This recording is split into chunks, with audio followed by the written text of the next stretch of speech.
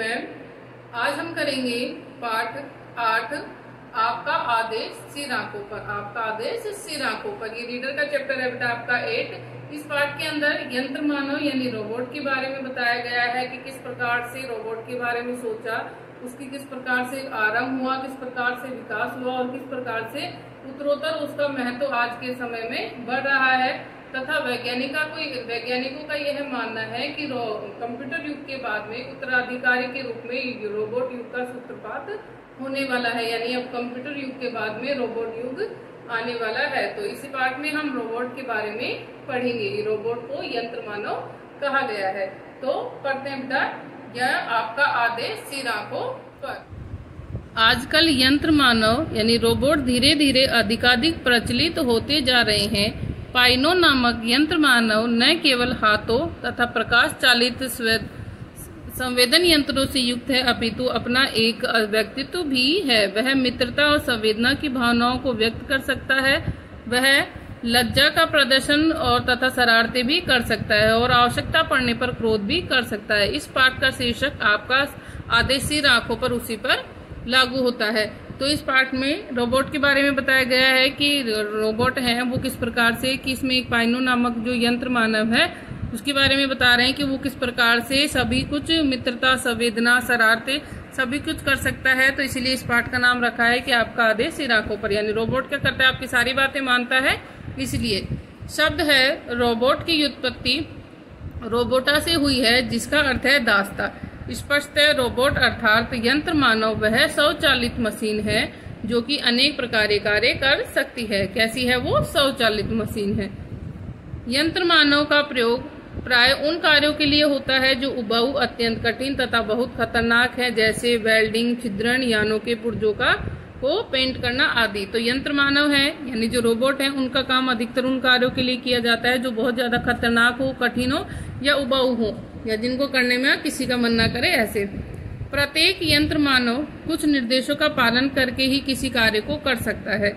ये निर्देश यंत्र मानव के नियंत्रण केंद्र में स्थित एक कंप्यूटर में डाले होते हैं। यंत्र मानव कामों को किसी प्रकार से करता है कि उसको हम जो निर्देश देते हैं उन्हीं का वो पालन करता है, और इसके लिए उसके अंदर एक छोटा सा कंप्यूटर होता है। अब गतिमान यंत्र मानव का विकास किया जा रहा है, जिसमें दृष्टि हेतु टीवी कैमरे लगे हों और स्पर्श हेतु विद्युत संवेदक फिट किए जाते हैं। कि जो यंत्र मानव है, कि जो गतिमान यंत्र मानव है, अब उनका विकास हो रहा है, यानी जो गति कर सकते हैं। इनके आंखों के लिए कैमरे लगे हुए हैं कि दृष्टि के लिए कि वो देख सके, इसके लिए कैमरे, और स्पर्श हेतु विद्युत संवेदक फिट किए गए हैं।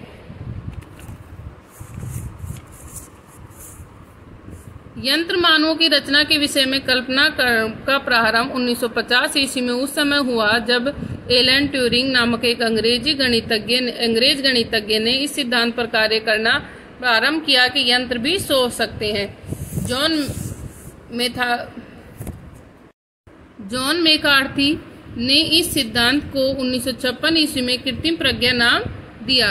कि ये यंत्र मानव के विषय में सोचने के विषय में कल्पना 1950 में शुरू हुई थी, जब एक अंग्रेज गणितज्ञ ने ये सिद्धांत सोचा कि यंत्र भी सोच सकते हैं। उसके बाद में कृत्रिम प्रज्ञा का इसको नाम दिया गया था। 1981 में जापान के अंतर्राष्ट्रीय उद्योग तथा व्यापार मंत्रालय ने कंप्यूटरों की 5वीं पीढ़ी नामक प्रोजेक्ट के अधीन प्रज्ञायुक्त यंत्रों का सूत्रपात किया।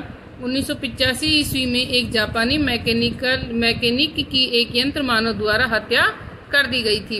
1997 ईस्वी में IBM के एक शतरंज कंप्यूटर कार्यक्रम में विश्व चैंपियन गैरी कैस्परोव को शतरंज के खेल में मात दी थी। 2005 में स्टैनफोर्ड विश्वविद्यालय के इंजीनियरों द्वारा निर्मित एक यंत्र मानव ने स्वतंत्रता पूर्वक 132 मील की यात्रा करके पुरस्कार जीता था। अब है प्रज्ञावान यंत्र मानव। आइए जानने का प्रयत्न करें कि प्रज्ञायुक्त यंत्र मानव विद्युत मस्तिष्क का प्रयोग कैसे कर सकते हैं। लोग प्राय यंत्र मानव को ऐसा यंत्र मानते हैं जिसकी आकृति मनुष्य से मिलती जुलती है तथा जो मनुष्य के सदृश अनेक कार्य कर सकता है, परंतु अधिकतर यंत्र मानव जो अब बनाए जा रहे हैं मनुष्यों के समान दिखाई नहीं देते। कार बनाने के कारखानों में वेल्डिंग गन चलाने वाले यंत्र मानव की आकृति एक क्रेन से अधिक मिलती जुलती होती है, परंतु मानव द्वारा किए जाने वाले साधारण कार्यों को करने वाले यंत्र मानव सचमुच में मनुष्य की आकृति के ही होते हैं। ऐसे यंत्र मानव या तो जल की शक्ति से चलते हैं या वायु दाब या पेट्रोल के द्वारा।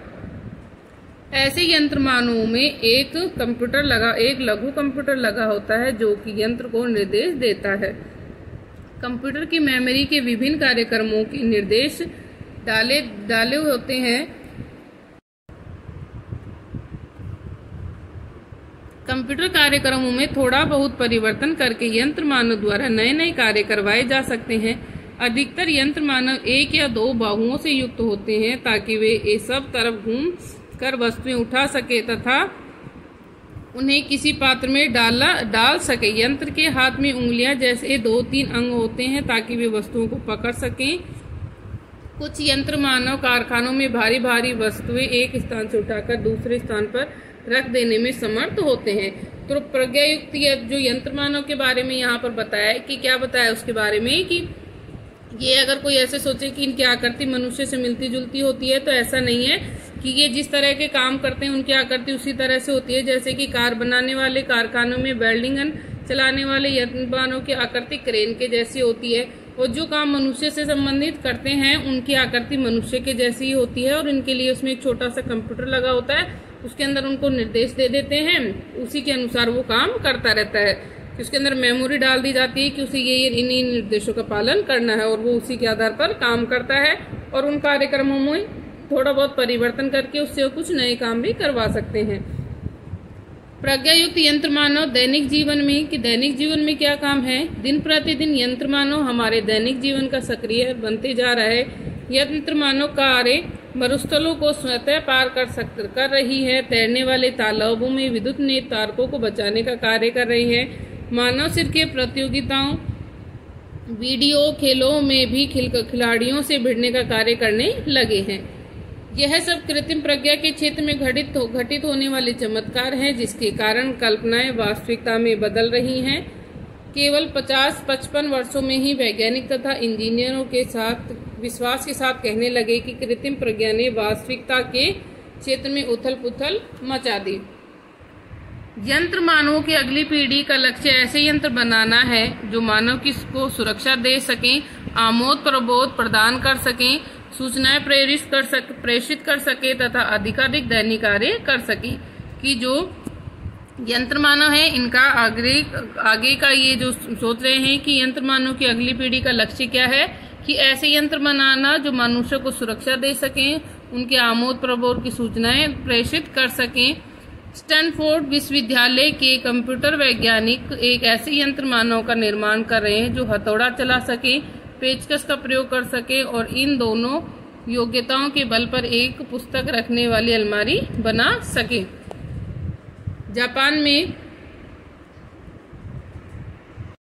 जापान की कंपनी का वाकमारू और ये देखिए ये जापान की होंडा कंपनी का आसिमो, ये अलग अलग रोबोट आपको दिखा रखे हैं यंत्र मानव। अब है आगे, यद्यपि उपयुक्त कार्यों को करने वाले यंत्र मानवों को बनाने में वर्षों लग सकते हैं, तथापि इस बात को झुठलाया नहीं जा सकता कि कृत्रिम प्रज्ञा का प्रयोग अत्यंत परिष्कृत हो चुका है। कृत्रिम प्रज्ञा की अगली पीढ़ी को एक नया नाम प्रदान कर दिया गया है, बोधपरक कंप्यूटिंग। इस क्षेत्र में खोज का लक्ष्य यह जानना है कि मानव मस्तिष्क कैसे कार्य करता है। एक माइक्रोसॉफ्ट इंजीनियर का कथन है कि कृत्रिम प्रज्ञा के क्षेत्र में पहले की अपेक्षा अधिक निर्भयता, श्रेष्ठता और उच्चता अपनाकर खोजें की जा सकती है। मानव स्तर की कृत्रिम प्रज्ञा एक बहुचर्चित विषय के रूप में सामने आने लगी है। संक्षेप में कहना अनुचित नहीं होगा कि कल्पना वास्तविकता का रूप लेती जा रही है। अब है इसके शब्दावली यानी कि कठिन शब्द या शब्दार्थ हैं। उत्तरोत्तर, आगे से आगे, उत्तरोत्तर यानी आगे से आगे।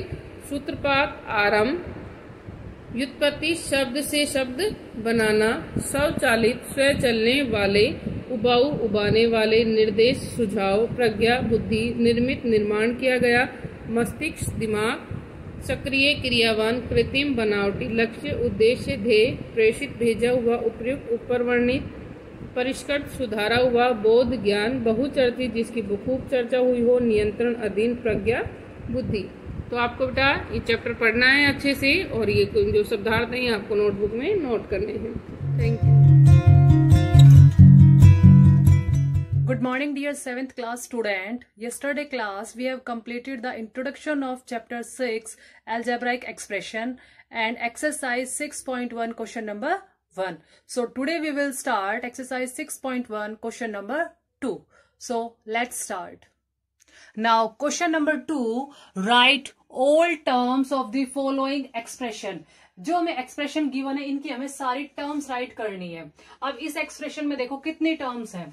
टर्म्स क्या थी हमारी, जो प्लस और माइनस साइन होता है वो हमारे एक्सप्रेशन को पार्ट्स में डिवाइड करता है। तो यहाँ पे देखो प्लस साइन है और एक हमारा मैथमेटिकल ऑपरेटर का माइनस साइन है। इसने इस एक्सप्रेशन को कितने पार्ट्स में डिवाइड किया, 1 2 3। तो नंबर ऑफ टर्म्स कितनी है इसमें, 3 नंबर ऑफ टर्म्स है। जो 3 नंबर ऑफ टर्म्स है हमें वो राइट करनी है। तो हम यहाँ पे राइट करेंगे टर्म्स क्या क्या हमारे पास, 13x, 31y, minus 13. We have 3 terms in this expression, that is 13x, 31y and minus 13. And the fourth part is 6mn minus 7m plus mn square minus n. अब इस एक्सप्रेशन में कितने number of terms है हमारे पास, 4 number of terms है। तो वो terms हमें राइट करनी है। कौन कौन सी हमारे पास, 6mn minus 7m, mn square, minus n। ये हमारी नंबर ऑफ टर्म्स हो गई है, 4 नंबर ऑफ टर्म्स हो गई है इस एक्सप्रेशन में। आई होप आपको ये टर्म्स समझ आ गई है। नेक्स्ट क्वेश्चन स्टार्ट करते हैं, question number 3। Now right all the factors of the following terms. जो हमें ये टर्म दी हुई है इनके हमें फैक्टर्स राइट करने हैं। अब हमने इंट्रोडक्शन में प्रीवियस क्लास में पढ़ा था फैक्टर्स ऑफ टर्म, यानी कि सारे फैक्टर्स इसके राइट करने हैं। अब देखो इसके फैक्टर्स क्या क्या हो जाएंगे हमारे पास, इसके फैक्टर्स हो जाएंगे 14, वाई स्क्वायर को राइट करेंगे y, और ये हो गया हमारा z। ये इसके क्या हो गए, फैक्टर्स। अब सिमिलरली हम सेकंड पार्ट के भी हम फैक्टर्स राइट करते हैं। तो फैक्टर्स क्या क्या हो जाएंगे, -13/7 m n and the last one is p. These are the factors of -13/7 m square n square p is -13/7 m n और p। ये हमारे हो गए इन टर्म्स के factor. So question number 4, right the numerical coefficient of. इसमें हमें numerical coefficient लिखना है किसका, एक्स स्क्वेयर का। इन एक्सप्रेशन के हमारे पास 5y square minus 17x square plus 8x। ये हमारा एक्सप्रेशन है। इस एक्सप्रेशन में हमें एक्स स्क्वेयर का न्यूमेरिकल कोफिशिएंट रखना है। तो एक्स स्क्वेयर वाली हमारी टर्म कौन सी है, -17x स्क्वेयर। तो इसमें न्यूमेरिकल कोफिशिएंट क्या हो जाएगा, तो इसका हम कहेंगे न्यूमेरिकल कोफिशिएंट इज -17। -17 हमारा न्यूमेरिकल कोफिशिएंट हो गया किसका, -17x स्क्वेयर का। नेक्स्ट पार्ट में पूछा है m स्क्वेयर n इन 6m square minus 17/8m square n square plus p square. तो हमें न्यूमेरिकल कोफिशिएंट बताना है किसका, m स्क्वेयर n का। तो m स्क्वेयर n का न्यूमेरिकल कोफिशिएंट क्या है, -17/8। तो इसका जो न्यूमेरिकल कोफिशिएंट है वो क्या आ जाएगा, -17/8। बाकी किसी भी टर्म को हमें टच नहीं करना है, क्योंकि हमसे जो क्वेश्चन में पूछा गया हम सिर्फ उसी का ही आंसर देंगे। हमसे क्वेश्चन ने ये कहा था कि सिर्फ न्यूमेरिकल कोफिशिएंट बताना है किसका। इस पार्ट में बोला एक्स स्क्वेयर का न्यूमेरिकल कोफिशिएंट बताओ, और इस पार्ट में बोला m स्क्वेयर n का ही न्यूमेरिकल कोफिशिएंट बताओ। बाकी किसी टर्म को हमें नहीं देखना है, सिर्फ हमें ये देखना है कि किसमें m स्क्वेयर n है। तो हमने उसी का न्यूमेरिकल कोफिशिएंट राइट कर दिया। इसमें हमें एक्स स्क्वेयर वाली टर्म देख रही, तो एक्स स्क्वेयर का कोफिशिएंट राइट कर दिया है। आई होप आपको ये समझ आ गया है। Question number 5, right the coefficient of x in 3xy square plus 8zy minus 9y square. अब देखो कोफिशिएंट किसका राइट करना है, हमें x का। तो सबसे पहले हमें अपने एक्सप्रेशन में x वाली टर्म देखनी है। x वाली टर्म कौन सी हमारी, ये हमारी x वाली टर्म है। इस टर्म में हमारा x है, इसमें भी x नहीं है और इसमें भी x नहीं है। तो इनको हमें नहीं देखना है, हमें सिर्फ इसको देखना है जिसमें x है। अब इसके कोफिशिएंट क्या है, तो आप यहाँ पे राइट करोगे coefficient of x। Coefficients of x is coefficient of x are 3y square x के कोफिशिएंट कौन है, 3y²। और लास्ट पार्ट हमारा क्या है, फोर्थ पार्ट इसका, सेकंड और थर्ड आप लोग खुद ट्राई करोगे, फोर्थ में करा रही हो, yz इन 3x² माइनस 5yz x²। अब हमें वो टर्म देखते हैं जिसमें y और z है, तो yz इसमें तो है नहीं, इसको हमें नहीं देखना, इसमें हमारे y और z है, तो इसके कोफिशिएंट क्या है, कोफिशिएंट क्या हो जाएगा, एक तो हमारा न्यूमेरिकल नंबर है और दूसरा हमारा x² है, तो इसको हम राइट करेंगे -5x² is the coefficient of yz, -5x² is the coefficient of yz। आपको इस तरह से राइट करना, फेयर नोटबुक में नीट एंड क्लीन वर्क भी करना है आपको, ठीक है। Next question number 6th question, find the term which contain x² and also find the coefficient of x²।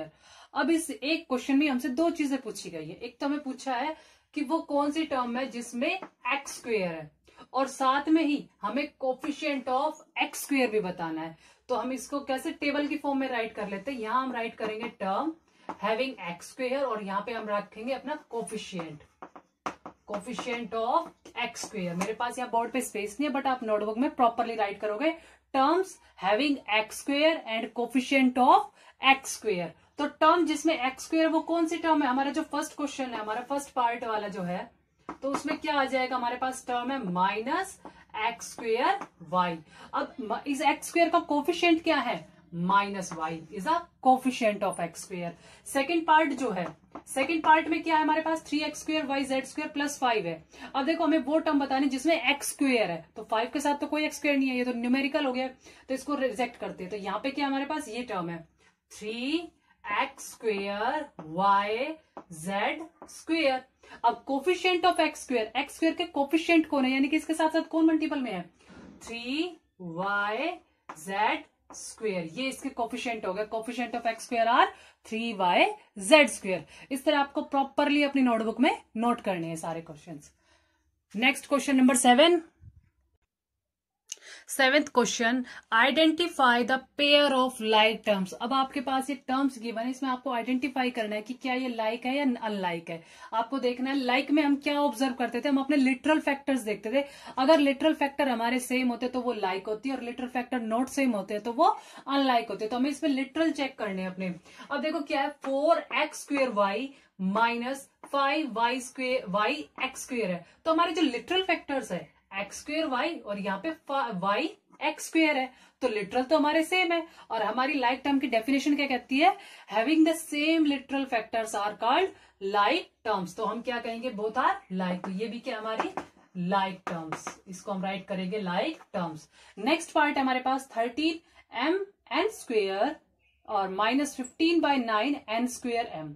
तो यहां भी हमने ऑब्जर्व किया जो हमारे लिटरल है वो तो सेम है, m(n²) और n(m²), तो मल्टीप्लाई में ये आगे पीछे हो सकते हैं, बट हमारे लिटरल तो सेम है, तो ये भी क्या हो गई, हमारी लाइक टर्म हो गई। अगर हमारे लिटरल सेम नहीं होते हैं तो वो हमारी अनलाइक टर्म होती है। This is both are like terms. So next question number 8th question, right any 4 like terms. हमें इस टर्म के साथ कोई भी 4 इसके लाइक टर्म्स लिख ले। लाइक में क्या होता है, हमारे लिटरल सेम होना चाहिए, यानी कि सब टर्म्स में x² y। नंबर्स में कुछ भी लिख दो, न्यूमेरिकल से हमें कोई फर्क नहीं पड़ेगा, बट हमारा लिटरल क्या होना चाहिए, सेम होना चाहिए। तो इसके लिए हम लाइक टर्म्स में क्या राइट कर सकते हैं, 2x² y, 3x² y, 4x² y, 7 तो ये अपने आप में ये 8x² y। तो देखो लिटरल क्या है, लिटरल सेम होना चाहिए हमारा x² y, x² y, x² y और x² y। नंबर कुछ भी आप इसके साथ राइट कर सकते हो, तो वो क्या होगी, हमारी लाइक टर्म होगी। और अनलाइक में क्या होता है, हमारे लिटरल सेम नहीं होते। तो हमें हमसे पूछा गया क्वेश्चन में लाइक टर्म्स में लिखना है, हमें इसके कोई भी अपनी तरफ से हमें बनाने थे, तो हमने अपनी साइड से बना लिए लाइक टर्म्स इसके 4। तो बाकी के इसके सारे पार्ट आप लोग खुद ट्राई करोगे। Now question number 9। Next question, classify the following expression. हमें क्लासिफाई करना है कि क्या मोनोमियल, बाइनोमियल, ट्राइनोमियल या पॉलिनोमियल। मैंने आपको टाइप्स ऑफ अलजेब्रिक एक्सप्रेशन करवाया था प्रीवियस क्लास में, तो अब उसी का ही हम यहाँ पे यूज करेंगे। तो हमें देखना है कि इस वाले एक्सप्रेशन में हमारी कितनी नंबर ऑफ टर्म्स है, 1 2 3। अब वो एक्सप्रेशन जिसमें 3 टर्म्स होती है, उस 3 टर्म वाले को हम क्या बोलते हैं, ट्राइनोमियल। तो ये क्या हो गया हमारा ट्राइनोमियल। ट्राइनोमियल। अब expression having only one term वाले को हम क्या बोलते हैं? Monomial. Algebraic expression having only one term are called monomial. Algebraic expression having 3 terms are called trinomial. Algebraic expression having 2 terms वाले को हम क्या बोलते हैं? binomial. बाइनोमियल वो हमारा होता है, ठीक है। 1 टर्म के लिए मोनोमियल, 2 टर्म्स के लिए बाइनोमियल, 3 टर्म्स के लिए ट्राइनोमियल एंड 4 टर्म्स के लिए मोर देन 3 टर्म्स पोलिनोमियल होते हैं। तो हमारा जो 9th क्वेश्चन है वो कंप्लीटली इसी पे ये हमें बताना है कि कौन सा टाइप का वो एल्जेब्राइक एक्सप्रेशन है। आई होप आपको ये समझ आ गया। एक्सरसाइज 6.1 आप लोग नीट एंड क्लीन राइटिंग में अपनी फेयर नोटबुक में इसको अच्छे से करेंगे। Thank you. Morning to all my dear students. This is Vinita ma'am, your science teacher. Student, as you know that in our previous video I have told you about the chapter first, that was the nutrition in plant. But in today's video, students, we are going to start a new chapter, that is the chapter 8, soil. The name of the chapter is soil. So in this chapter we will came to know how the soil form, what are its variety, and how many different types of crops can be grown in different types of soil. What is procedure? So let's start our today's topic. So students, the topics are soil composition, and firstly we will introduce I'll introduce you to this chapter, that what is the soil. Air has extremely fine solid particles suspended in it. These are the particles of the earth. We can easily see them in a light beam that enters a dark room. It is these particles which settle on our books, study table and the street as dust. Student, if we are going to observe, we can see that air has a very small tiny particles that move surrounding from here to there. Okay. अगर आपने कभी मतलब observe किया हो, जैसे suppose that आप किसी dark room में हैं और वहाँ पर किसी विंडो से सन की रेज आ रही है, सनलाइट आपके रूम में एंटर कर रही है, so you can see that the rays that are coming toward into the room, it has a lots and lots of tiny dust particle that move surrounds. Okay, वो move करते हुए आपको दिखाई देते हैं. So through that you can see that air is a mixture of many dust particles. Okay, तो उसमें आपको दिखाई देता है, वो आप ऑब्जर्व कर सकते हो. and it gets settled down onto our books, table, chair. जब वो डस्ट किसी भी बुक टेबल पर जाकर इकट्ठी हो जाती है, सेटल डाउन हो जाती है, सो स्टूडेंट वो डस्ट पार्टिकल आपके टेबल पे, बुक्स पे वगैरह जाके सेटल हो जाती है, जम जाती है. So we can observe that the air has वो डस्ट कहाँ से उड़ के आती है. ऐसा तो नहीं कि आप उसे ला करके अपने टेबल पे डाल देते हो या चेयर पे रख देते हो या बुक्स के पास रख देते हो, वो अपने आप एयर के साथ उड़कर आती है. ओके, तो इस तरीके से हम कह सकते हैं that we can observe, we can say that the air has a fine solid particles inside in it. Okay, so in this chapter we will study about the soil. The soil is one of the most important natural resources given to us by the nature. Our existence on earth without soil is impossible, but the question arises what the soil is and why it is so important. System क्या होता है कि हम कभी observe करते हैं या कभी हम सोच सकते हैं हम अपनी life without soil we can't imagine our life, because you know the food we get from the plant it is also grown in to the soil. Okay, on that land we are living, we are standing, we are walking, वो भी soil की ही बनी हुई है, because अगर soil particles bind नहीं होंगे तो लैंड नहीं फॉर्म होगी. So we can't imagine our life without the soil. So it is a very important natural factor for us to survive our life onto the earth. You can see this is the image of the soil. Now soil is the uppermost layer of the earth crust. Upper layer होती है earth crust की, and it is composed of a thin layer of minerals particle.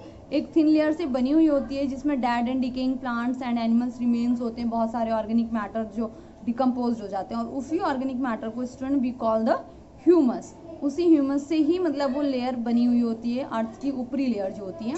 और that we call the soil, और उसी ऊपरी layer को हम soil बोलते हैं। During rain water enters into the crack and cavities of the rock. During winter, when the temperature falls, water freezes into ice and expands. This expansion exerts an outward force and the rocks breaks into smaller pieces. These rocks particles further break down to form soil. So student, जो soil formation process है वो first of all तो एक बहुत ही long process है। Okay, उसमें मतलब continuously चलता रहता है, ये थाउजेंड्स ऑफ ईयर्स लग जाते हैं, मिलियंस ऑफ ईयर्स एक लेयर बनने के लिए। बट हम क्या करते हैं, उस एक लेयर को, फर्टाइल लेयर को विद इन अ सेकेंड लगते हैं इरोज्ड होने में, नष्ट होने में, खराब होने में, डिके होने में, जो यूजलेस बन जाती है हमारे लिए कई बार। सो स्टूडेंट क्या होता है, when the rain water enters into the rocks crack, जो रॉक की क्रैक्स मीन्स दरारें होती हैं, जब उसमें रेन वाटर एंटर्ड हो जाता है, then it in the winter season it get freeze, वो जम जाता है। और जमने के बाद क्या होता है student, you know that it get expanded, जो आइस होती है वो एक्सपैंड होने लगती है। एंड एक्सपैंड होने के बाद क्या होता है, उसमें एक प्रेशर, आउटवर्ड प्रेशर बाहर की तरफ, बिकॉज कोई भी चीज़ एक्सपैंड होगी तो इस तरीके से फैलेगी, तो वो रॉक के क्रैक्स को एक्सपैंड करती है। जब वो एक्सपैंड होती है, due to that rock get crack, इस तरीके से रॉक क्रैक होते हैं और it get converted into smaller pieces, तो वो छोटे छोटे टुकड़ों में कन्वर्ट हो जाते हैं। फर्दर सेम वही प्रोसेस स्मॉलर पार्टिकल्स के लिए होती है, फिर वो रॉक पार्टिकल्स क्रैक होते हैं एंड स्मॉलर पार्टिकल्स में कन्वर्ट हो जाते हैं। So this process going on continuously वो प्रोसेस कंटिन्यू होता रहता है। Soil provide a vast foundation for vast number of plants and herbs as a storehouse of water and minerals needed for its further growth. Soil also provides shelter. Student क्या होता है, देखिए जो soil है हमारी, वो हमारी बेसिक नीड है, आप कह सकते हो बेसिक नीड है, बिकॉज फूड भी जो हम लेते हैं वो भी हमें सॉइल से ही मिलता है। कोई एक प्लांट को ग्रो करना है, then it we can only grow the plant into the soil. अगर सॉइल वेदर हम पॉट में ही ग्रो करें, बट वहाँ पे भी सॉइल की रिक्वायरमेंट होती है, बिकॉज सॉइल के अंदर न्यूट्रिएंट्स होते हैं जो उसको हेल्प करते हैं ग्रोथ में। सो ये एक वाटर के लिए स्टोर हाउस का काम करती है, तो स्टोर हाउस की तरह काम करती है, मीन्स वाटर को स्टोर करना, बिकॉज वो धीरे धीरे स्टोर होकर नीचे अंडरग्राउंड में जाता है। मिनरल्स बहुत सारे होते हैं सॉइल में, एंड ये बहुत सारे एनिमल्स को शेल्टर प्रोवाइड करते हैं, बिकॉज लाइक रैबिट, स्नेक, जितने भी आपके होते हैं ये सारे जाकर के सॉइल में ही रहते हैं। एंड विदाउट सॉइल ग्रास भी नहीं होगी, और ग्रास नहीं होगी क्रॉप भी नहीं होंगे, ट्री नहीं होंगे। जब ये सारी चीज़ें नहीं होंगी, there would be no food for the animals and for the human beings also. So सारी चीज़ें क्या है, दैट आर डायरेक्टली और इनडायरेक्टली, आइदर डायरेक्टली और indirectly, they both all things are related to the soil. So it is very important thing, important factor provided by nature to the human beings. Okay, students, see we have completed our today's content. Now you have to write this 2 term in your fair notebook, and this is the one long question that is your homework that you have to write it in your fair notebook. Explain the process of soil formation, how the soil formed. Okay, so this is your answer that you have to write. That's all for today. Goodbye. Welcome to our online classes. This is for class 7th. In previous class we have completed our revision work of civics, history and geography portion. From today we start our syllabus. Okay, let me start our syllabus with short question answer of chapter number 2, New Kingdoms. Our first short question is, which caste did the Rajputs belong to? कि राजपूत किस cast से belong करते थे। The Rajput belongs to, आपको क्या करना है, the Rajput belong to the caste Kshatriya. ठीक है, आपको सिर्फ इतना सा ही लिखना है। उसके बाद सेकंड क्वेश्चन है आपका, या आप सीधा ये आंसर भी लिखते हो, द कास्ट क्षत्रिय। ठीक है, ये भी आपका आंसर ठीक है। What does the word Rajput mean, कि वर्ड राजपूत का क्या मीनिंग है। The word Rajput mean the son of a king, कि क्या मतलब है उसका, राजा का बेटा। Third is who controlled the northern part of India from 750 to 1000 CE। Answer is Pratiharas. controlled the northern part of India from 750 to 1000 CE. आपको question में सिर्फ एक एक वर्ड पुट करना है, ज्यादा आपको कुछ चेंज नहीं करना है. आप इसको बुक में भी फिल कर सकते हैं. Who was Prithviraj Chauhan? Prithviraj Chauhan was the most important ruler of Chauhans, कि चौहान्स का एक मोस्ट इम्पोर्टेंट रूलर था. ठीक है, पृथ्वी जो चौहान वंश था, जो चौहान डायनेस्टी थी, उसका एक मोस्ट इम्पोर्टेंट रूलर था. Our fifth question is which place was the royal capital of the Rashtrakutas, कि राष्ट्रकूटा की रॉयल कैपिटल कहाँ थी? The royal capital of Rashtrakuta was Malkhed और मन्यकेता. ठीक है, कहाँ थी? मालखेद या मन्यकेता थी इन कर्नाटका. आप इसके बाद ये भी लिख सकते हो, in Karnataka. Now we do our long question answer of this chapter. Our first long question is give an account of the origin of Rajput, कि राजपूत का ओरिजिन कैसे हुआ उसके ऊपर हमें बताना है. Answer is the Rajput belong to Kshatriya caste. The word Rajput means son of a king. Rajput claim that they are descendant of the Suryavanshi Sun dynasty or the Chandravanshi Moon dynasty. Some scholars believe that the Rajputs have their origin in the Central Asian invaders like the Shaka, Hun, Kushans. कि राजपूत जो word है, जो राजपूत है वो क्षत्रिय cast से. सबसे पहले तो हमें ये पता होना चाहिए. दूसरा, राजपूत कुछ कहते थे कि राजपूत जो वर्ड है उसका मीनिंग क्या है कि राजा का बेटा. कुछ ये क्लेम, राजपूत ये क्लेम करते थे कि हम या तो राजा सन डायनेस्टी से हैं, सूर्यवंशी हैं हम, या हम मून डायनेस्टी से हैं, हम चंद्रवंशी हैं.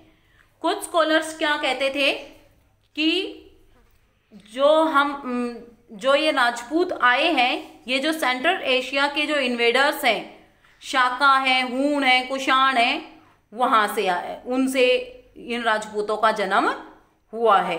Our second question is give an account of the rivalry among the regional kingdoms, कि रीजनल जो किंगडम्स थे उनके बीच में जो मतभेद थे या जो दुश्मनी थी वो क्यों थी. In between the 8th and 10th century many powerful kingdom established in North India and the Deccan, कि 8वीं से 10वीं सेंचुरी के बीच में उत्तरी भारत में और दक्कन में बहुत सारे किंगडम्स का, बहुत सारे राज्यों का उदय हुआ. These kingdoms were constantly in war with each other for control over strategic area.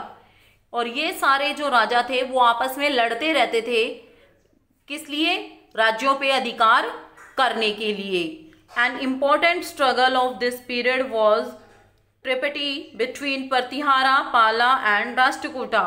और इस टाइम की जो मोस्ट इम्पोर्टेंट स्ट्रगल थी, मोस्ट इम्पोर्टेंट लड़ाई थी, वो जो त्रिपक्षीय लड़ाई थी, त्रिपक्षीय जो युद्ध था, वो प्रतिहार, पाल और राष्ट्रकूटों के बीच में था.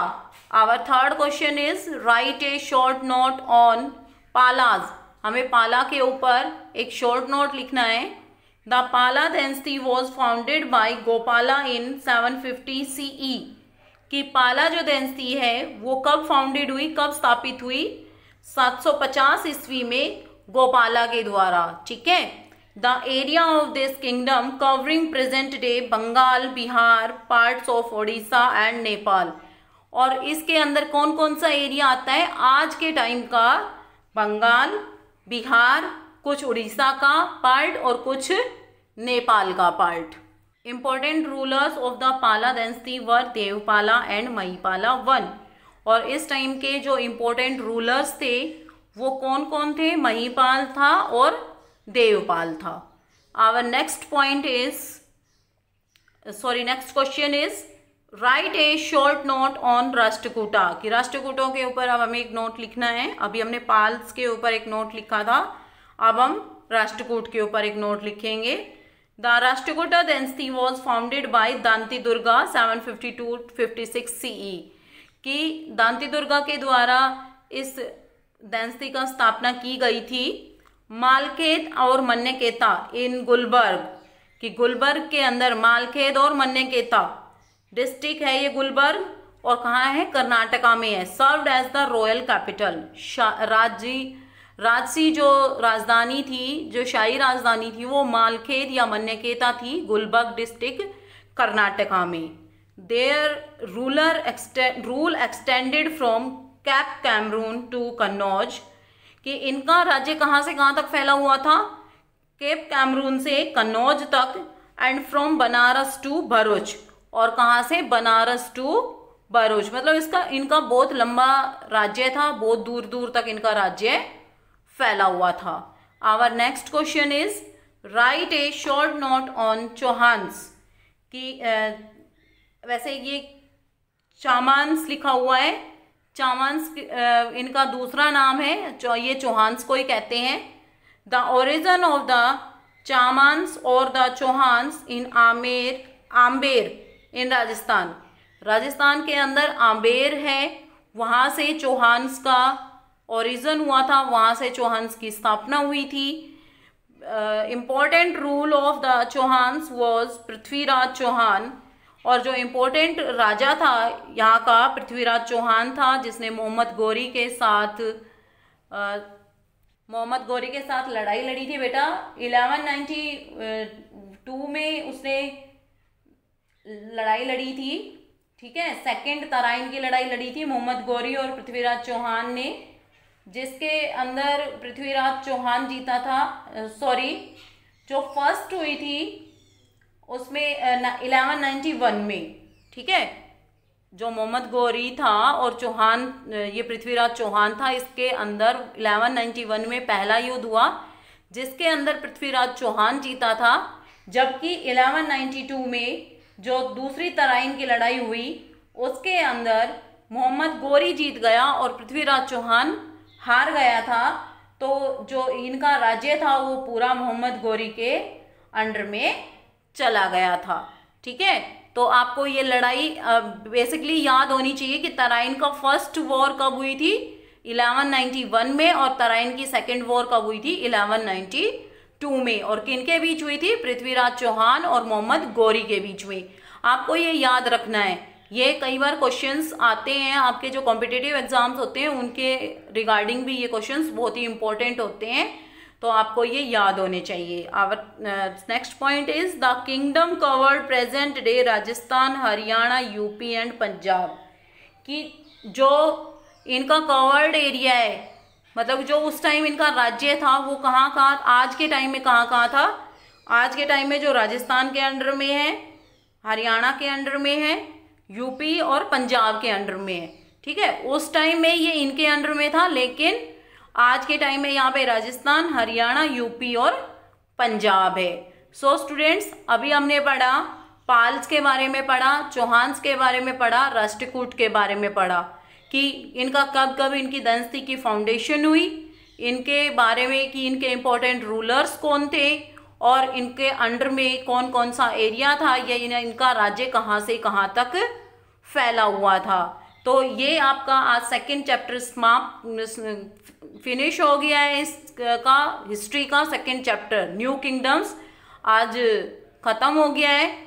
इन tomorrow we start our next chapter, chapter number 3 of history. Thank you, have a nice day. This is for 7th class. So students, in previous video we completed with the possibility and permission.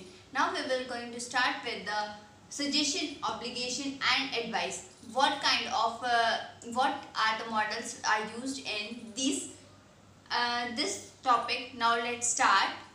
Now in according to the suggestion, obligation and advice, we have two points, that is two models, that is should and ought to. So students, I will give you the example of should कि इनसे related जो suggestion, obligation और advice के under जो हम models use करते हैं वो हैं शुड और ought to. So I will give you example of related to is should. So should हम यूज करते हैं एडवाइस और सजेशन के लिए। अगर हमें किसी को सजेशन या एडवाइस करना हो तब हम यूज करेंगे should. So example is you should use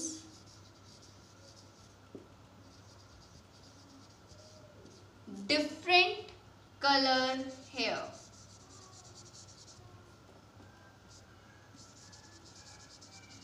So this is the advice और suggestion you can say कि जहाँ पे हमें should word use करना है, should model use करना है to convey a sense of moral duty। किसी को अगर हमें moral duty से करना है, किसी सेंटेंस में हमें moral duty शो हो रही है या किसी को सजेस्ट करना है, किसी काम से रिलेटेड की सजेशन देनी है,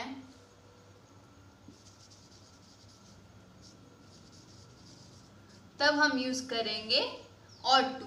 और ought to stronger than should, ये बात ध्यान रखना। ought to जो है वो ought to should से ज़्यादा stronger है, stronger than should। And example is you ought to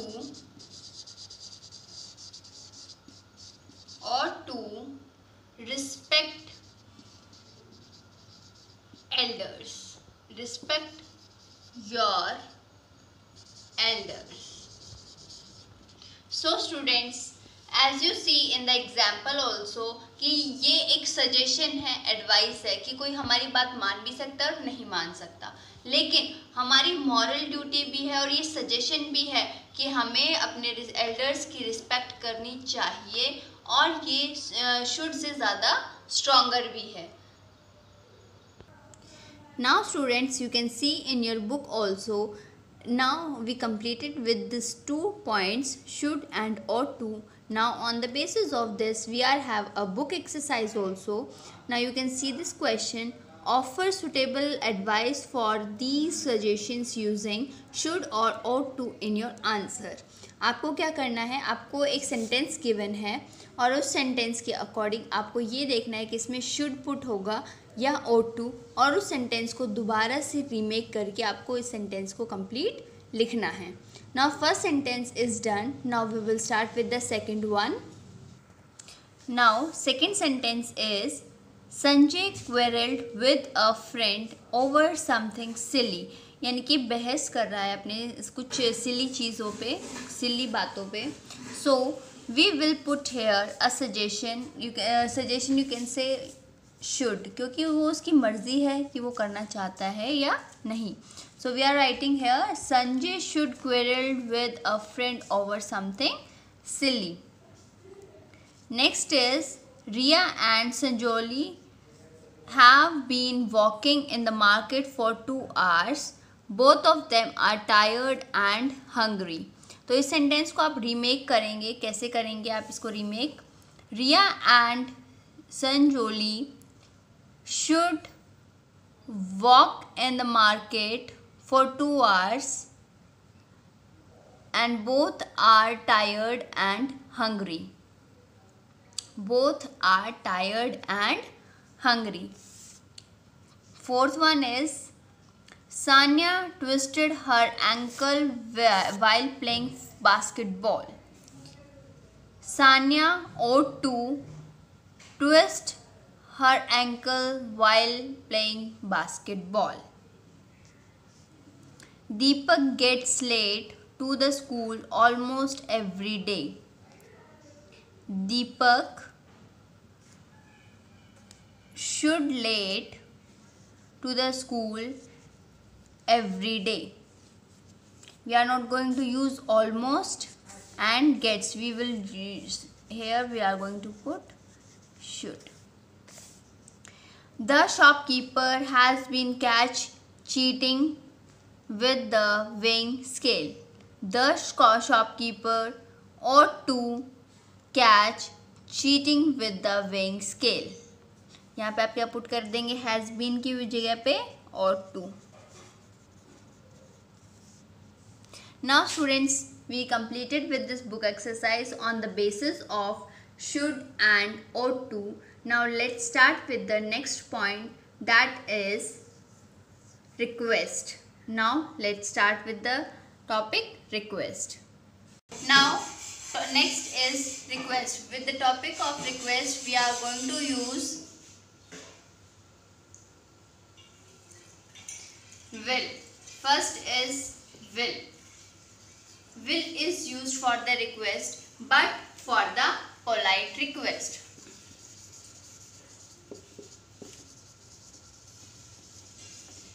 For polite request, we will use will.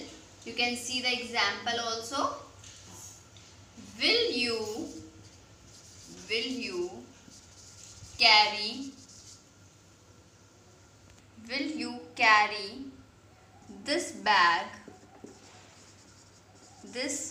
bag for me, please? You are asking for the help. So this is polite request. You can see here. Next is would. Now next is would.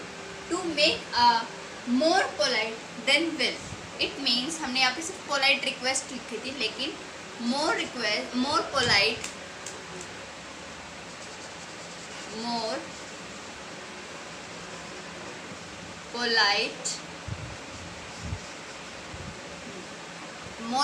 request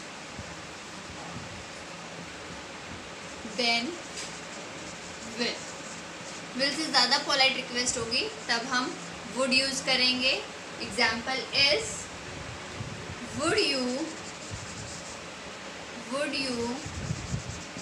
switch off the fan please? This is the example of would. And next is can. Can is used with informal request. Informal request होती है जब हम किसी अपने मतलब कि colleagues के साथ या किसी अपने रिस्पेक्टेड सर के साथ हम जब बात करते हैं, उनसे कोई परमिशन लेनी होती है, तब हम कैन यूज़ करते हैं for informal request. Example is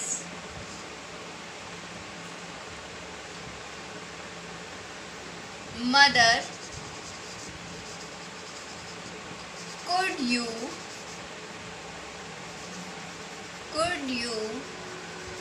buy me that dress, please?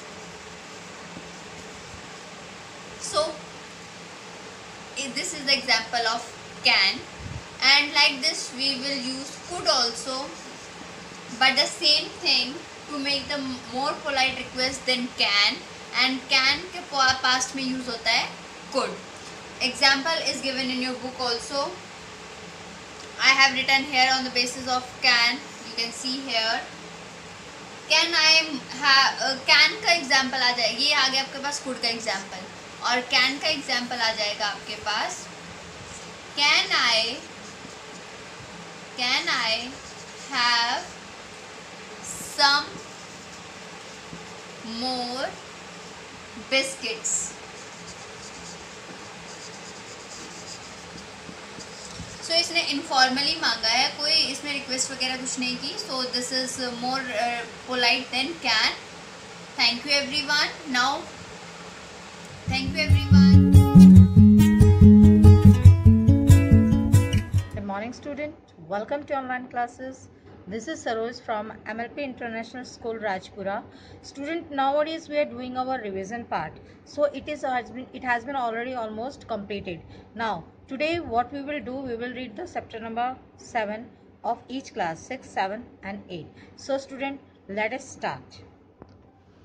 So student, हमने जो है इसका the daffodils ये चैप्टर हमने आपको पहले बता दिया है, आई जस्ट ऑलरेडी एक्सप्लेन, लेकिन इसका जो है एक्सरसाइज हमारी कंप्लीट नहीं हुई थी। लेकिन फिर अगेन टुडे मैं आपको दोबारा से ये डैफोडिल्स का समझा देती हूँ कि डैफोडिल्स ये एक फ्लावर होते हैं येलो कलर के, और जो कि क्लस्टर की तरह मतलब ब्लूम होते हैं, खिलते हैं, और ये कहाँ पाए जाते हैं? इंग्लैंड की कंट्री साइड प्लेस पे।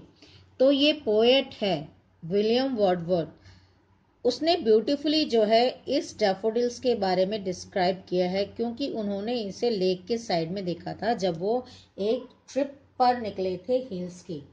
तो ये वर्डिंग्स जो है विलियम वर्डवर्थ पोएट की है, उसकी फीलिंग्स की है, और उन्होंने जैसा देखा तो उन्होंने इसकी डिस्क्राइब किया हुआ डैफोडिल्स के बारे में। So let us start. I wandered lonely as a cloud that floats on high over valleys and hills। यानी कि जिस तरह से एक लोनली जो क्लाउड होता है वो इधर से उधर घूमता रहता है, उसी तरह से जब वो जो है घूमता घूमता फ्लोट यानी कि हवा के झोंके के साथ जब वो बहुत ऊपर पहुंचता है हिल्स के ऊपर, तो इसी तरह से जो है पोएट कहता है कि मैं भी एक क्लाउड की तरह घूमता घूमता जब मैं ऊपर हाई वैलीज और हिल्स के पास पहुंचा, when all at once I saw a crowd, और वहां पहुंचकर मैंने एक बहुत जो है क्राउड देखा। किस चीज का देखा? ए होस्ट ऑफ गोल्डन डैफोडिल्स, यानी कि डैफोडिल्स जो फ्लावर्स है गोल्डन कलर के, उनका जो है बहुत ही एक होस्ट के रूप में उनको देखा। Beside the lake beneath the trees fluttering and dancing in the breeze, यानी कि लेक के साथ और ट्रीज के साथ साथ जो कि लहलहा रहे थे, और ऐसा दिख रहा था जैसे कि वो जो है मंद मंद मुस्कुराकर डांस कर रहे हों। Continues as the stars that shine and twinkle on the Milky Way, और उनको जो है पोएट ने जो इससे डैफोडिल्स को जो है कंपेयर किया है, ऐसा लग रहा था जैसे कि स्टार्स जो है लगातार शाइन करते हैं मिल्की वे में और ट्विंकल यानी कि चमकते हैं। इसी तरह से जो है वो डैफोडिल्स भी जो थे उस लेक में जो है लहरा रहे थे, फैला रहे थे, और ऐसा हवा के झोंकों के साथ साथ अकॉर्डिंग टू दैट ऐसे वो ब्रीज कर रहे थे जैसे कि मंद मंद पवन से वो मुस्कुरा रहे हों। They stretched in never ending line, और वो इस तरह से एक दूसरे से सटकर एक लाइन से खड़े हुए थे जैसे कि ऐसा लग रहा था कि वो लाइन जो है इट इज एंडलेस, वो एंडलेस है और लाइन कभी खत्म नहीं होगी। Along the margin of a bay, और ऐसा लग रहा था जैसे एक खाड़ी के जो है साथ साथ वो खड़े हुए हों। 10,000 saw I at a glance tossing their heads in sprinkled light, और ऐसा लग रहा था जैसे 10,000 के मतलब राउंड अबाउट 10,000 की मात्रा में वो एक साथ जो है लहरा रहे हैं, और ऐसा लग रहा था जैसे अपने सर को वो घुमा रहे हो धीरे धीरे हवा के झोंकों के साथ। Now, the waves beside them danced too, but they did outdid the sparkling waves in clay. तो अब ये क्या कहता है कि वो ऐसे एक दूसरे के साथ सटके, एक दूसरे के साथ जैसे हवा उनको अपनी तरफ according to the waves of the wind they were dancing, ऐसा लग रहा था जैसे डांस कर रहे हों और वो वेव कर रहे थे उल्लास के साथ, एक दूसरे के साथ वो जो है लहरा रहे थे। A poet could but not but be gay, लेकिन इस चीज को जो है पोएट जो है डिस्क्राइब नहीं कर पाता है, और वो ये कहता है जस्ट लाइक अ गे, जो है वो समझता है कि they are just daffodils are just like a gay. In such a jocund company I gazed but little thought, और उनको ऐसा लगा कि जैसे ये बहुत ही ज्यादा जो है they are happy and they have just with their happiness and by just floating towards each other, वो एक दूसरे के ऊपर जो है होते हुए जो है लहरा रहे थे, तो ऐसा लग रहा था जैसे कि बहुत ही जो है खुश हूँ। What wealth the show to me had brought. और ऐसा देखकर कि मुझे ऐसा लगा जैसे कि उनको ऐसा क्या मिल गया है। So poets say what? For oft when on my couch I lie, vacant or in possessive mood.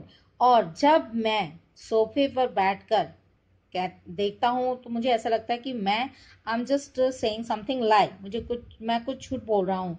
लेकिन जब मैं possessive होता हूँ मूड में, यानी कि ऐसा लगता है कि जैसे मैं कहीं खो जाना चाहता हूँ, खाली बैठा हूँ, तो मुझे क्या लगता है, मैं सब कुछ एक तरह से जो है होता हूँ, तो से what he say that they flash upon that in word I. और जब मैं ऐसे मूड पर सोफा पे बिल्कुल एकांत चुपचाप और कुछ खाली बैठा होता हूँ, तो मैं कुछ सोचना चाहता हूँ, साधना करना चाहता हूँ, तो एट दैट टाइम, उस वक्त जो है which is the bliss of solitude, और वो जो अकेलापन जो मेरा होता है, उस वक्त मेरे आंखों में क्या दिखता है। And then my heart with pleasure fills and dance with the daffodils, और उस समय मेरे अकेलेपन में, सूनेपन में, और मेरे जो है जब मैं इस तरह से चुपचाप बैठा हूं, तो मेरे आंखों के सामने, मेरे माइंड में और मेरे दिल में जो है वो सारी फीलिंग्स उभर आती हैं जो मैंने डैफोडिल्स के डांस और उनका जो है प्लेजर फीलिंग्स जो मैंने वहां पे फील की हुई थी, they all just come over in front of my mind. मेरे मस्तिष्क के सामने वो सारी चीजें घूमने लगती हैं। So see the picture student, ये आपको पिक्चर दिखा रहे हैं यहाँ पे। See the way they are just moving towards and they express their happiness to the William Wordsworth, the poet of this poem. So student, अब जो है इसकी पोएम की आपको समझ में आ गया होगा। ये विलियम वर्डवर्थ ने लिखी है जब वो जो है इंग्लैंड में अपने किसी जो है ट्रिप में गए थे हिल्स पर, तो उन्होंने वहां ये डैफोडिल्स देखा था लेक में, तो उसकी जो है इन्होंने जो है सुंदरता आपको इसमें बताई है इस पोएम के माध्यम से। So see the student, this are the word meaning. Word meaning, what you have to do, you have to do the word meanings. आपके यहाँ वर्ड मीनिंग्स हैं, आपको देखिएगा with the help of the dictionary. So just try to just write it down in the copy. So let us do the exercise. So see the exercise student, exercise है आपका multiple choice questions. तो ये according to जो है आपको poem के ही इसमें fill करना है। तो फर्स्ट का देखिए, that floats on high over dash and hills, mountains, sky, valleys. तो यहाँ पे जो है आपका एक्यूरेट आंसर आता है माउंटेन्स। तो माउंटेन्स आपका यहाँ पे सही आएगा। तो that floats on high over mountains. Number 2 देखिए, they dash in never ending line, bloomed, stressed and spread। तो यहाँ पे bloomed भी नहीं आएगा और spread भी नहीं आएगा। यहाँ पे according to the chapter stressed, यानी कि वो एक दूसरे से ऐसे जुड़े हुए थे जैसे कि उनकी लाइन कभी भी खत्म नहीं होगी। Now see the number 3, tossing their heads in sprightly dash, ये सैडनेस, हैप्पीनेस एंड डिलाइट। तो ना ही यहाँ पे सैडनेस आएगा अकॉर्डिंग टू द पोएम, ना ही यहाँ पे हैप्पीनेस आएगा। The right word is delight. तो यहाँ पे क्या है, tossing their heads in sprightly delight, ये इसका करेक्ट आंसर है। नंबर 4 देखिए, इन वेकेंट और इन डैश मूड, पेंसिव, ये पेंसिव, थॉटफुल, हैप्पी। सो ना तो इसमें हैप्पी आएगा ना ही thoughtful. The correct answer of this question is the fill in the blanks will be pensive, यानी कि इन वेकेंट और इन पेंसिव मूड। ये जो है अकॉर्डिंग टू आपको चैप्टर के ही, पोएम के ही वर्ड्स लिखने हैं। सो स्टूडेंट, आज की इस वीडियो में आपको इतना ही। What you have to do the same as usual, जैसे मैं हर वीडियो में आपको बताती आई हूँ। आप जो ये वीडियो को लाइक कीजिए, शेयर कीजिए और चैनल को सब्सक्राइब कीजिए और साथ ही बेल आइकन पे क्लिक करना ना भूलें। Thank you, take care, bye.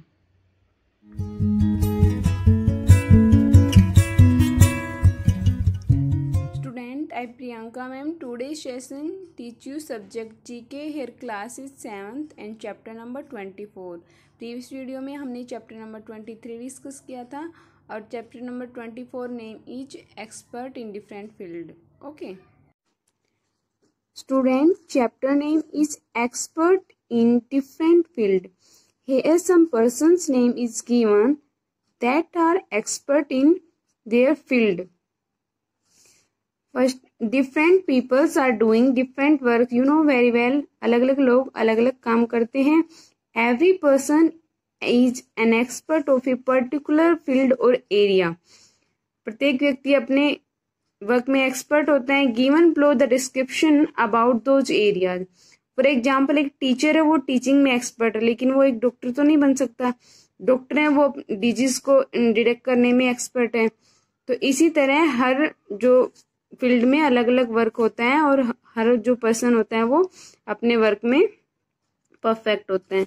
Here first one is a person who study about the earth including the origin and formation of rock soil which earth is made is cold. तो जो अर्थ की जो study करते हैं rock soil की, तो उसको क्या बोलते हैं? Geologist. Next one, a person who treats the disease bye means of exercise message using the light heat and there natural forces.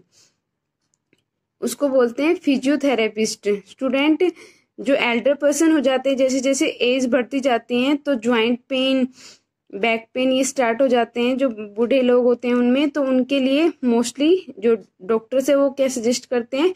Therapy suggest करते हैं. तो ये फिजियोथेरेपिस्ट होते हैं. ये इनके पास जो मशीन होती है उनसे लाइट और हीट के थ्रू उनकी जो डिजीज है उनको कवर किया जाता है और उनका ट्रीटमेंट किया जाता है. Okay next one is a person who studies the science of the structure and the development of a language. जो पर्सन साइंस की स्टडी करते हैं उसके स्ट्रक्चर की और लैंग्वेज की स्टडी करते हैं उसको क्या बोलते हैं? फिजियोलॉजिस्ट या फिजियो. नेक्स्ट वन है ए person who studies about the earth atmosphere and it's changes. Atmosphere होता है वातावरण, जो धरती के वातावरण और उसमें होने वाले टाइम टू टाइम जो चेंज होते हैं उसकी स्टडी करते हैं, उसको क्या बोलते हैं? Meteorologist. Next one, a person who study about butterflies and moths is called lepidopterist. Next one is a person who collect and study coins and medal. जो कॉइन्स एंड मेडल की स्टडी करते हैं उनको क्या बोलते हैं? Numismatist. Next one is a person who expert of beautiful hand writing. जो किसमें एक्सपर्ट होता है? अच्छी राइटिंग में, उसको क्या बोलते हैं? Calligraphist. Next one is a person who studies the nature causes and the principle of things is called philosopher. जो नेचर की स्टडी करते हैं उसमें होने वाले चेंजेस और उसके जो सिद्धांत होते हैं उनके बारे में स्टडी करते हैं उनको क्या बोलते हैं? फिलोसफर. स्टूडेंट, आपके जो चैप्टर उसके नीचे स्निप्स गिवन है, जैसे कि ए person who studies the branch of science which deal with heavenly bodies. इस तरह से जो नीचे आपको गिवन है उसको आपको रीड भी करना है, वो आपके एग्जाम में भी पूछे जा सकते हैं. ओके, तो that is your chapter expert in different field. Okay, you have to learn that for your exam you have to make a matchup of 5 questions. matchup बनाने उसमें कॉलम A और कॉलम B आपको 2 column लेने हैं और उसमें first one में आपको जो जैसे कि ए person who study the earth तो एक साइड और जियोलॉजिस्ट अदर साइड. तो इस तरह से आपको 5 मैचअप का एक क्वेश्चन बनाना है और अपनी नोटबुक में राइट करना है. ओके.